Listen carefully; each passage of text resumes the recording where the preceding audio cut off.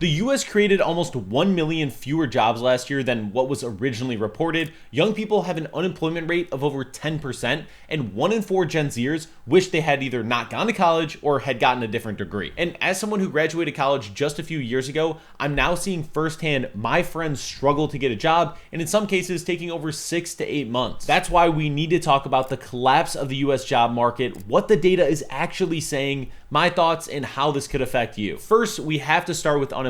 And on the surface, it seems like an extremely simple topic. It's the number of people who don't have jobs, right?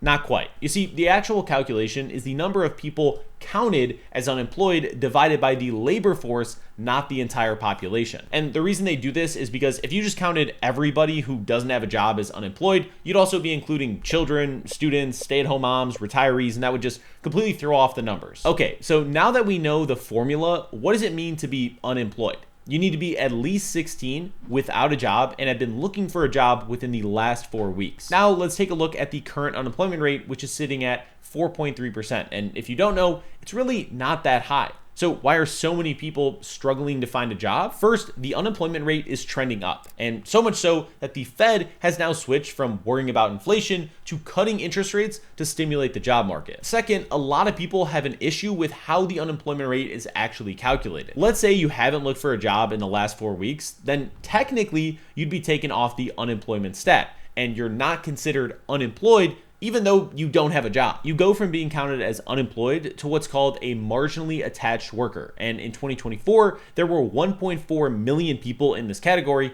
And today, it's over 26% higher at 1.8 million people. And remember, those 1.8 million people who don't have a job aren't counted in the official unemployment rate. Okay, so now that we understand the unemployment rate and why so many people think that it's much higher than what's being officially reported, we have to talk about the group that's getting hit the hardest: young people, specifically young people with college degrees. They have an unemployment rate of over 9.3%, while the national average is only 4.3%. And of those college graduates who actually do end up getting a job, almost half of them end up working a job that doesn't require a college degree. For the first time, when we compare men with college degrees versus men without college degrees, we now see that they have the same unemployment rate. So does this mean that college is a waste of time? I mean, if the unemployment rate is the same, why spend the money on college? Now more than ever, you need to weigh the pros and cons of going to college and look at your salary expectations once you graduate. But with that being said, on average, having a college degree earns you a lot more money. And technically, even though the unemployment rate is similar between the two groups, you're still more likely to have a job and have a higher paying job with a college degree. And that's because even though the unemployment rate looks similar on paper, because we're not talking about the total population, but the labor force,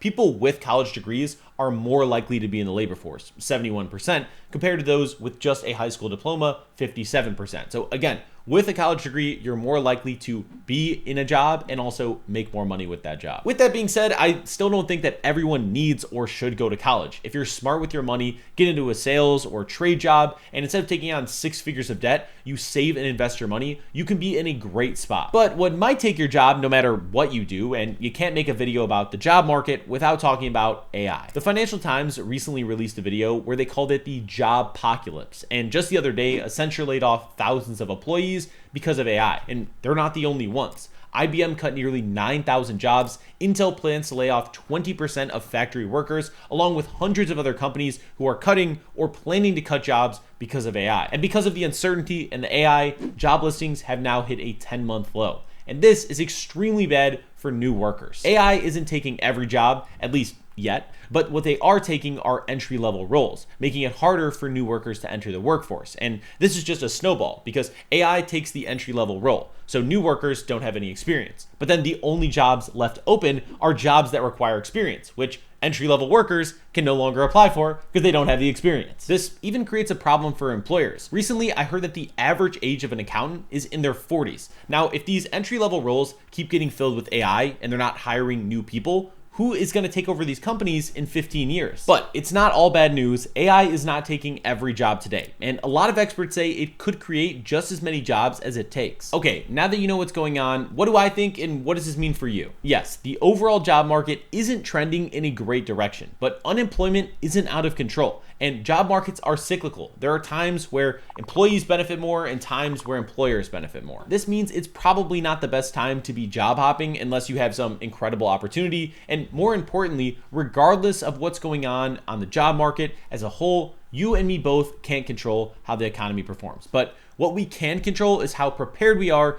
in case something happens. That's why now, more than ever, you need to get out of any credit card or high interest debt and get it paid off. Because if you do lose your job, you don't want those payments to start stacking up. Then make sure you have an emergency fund, and maybe instead of looking for the next job, you can start that side hustle that you've been talking about. And it doesn't need to make $10,000 in the first month, but extra income will help. Now might be the time to get started. If you guys made it this far, thank you so much for watching. Drop me a comment on your thoughts on this entire job market situation. And if you enjoyed the video, drop a like and subscribe, and I'll catch you guys in the next one.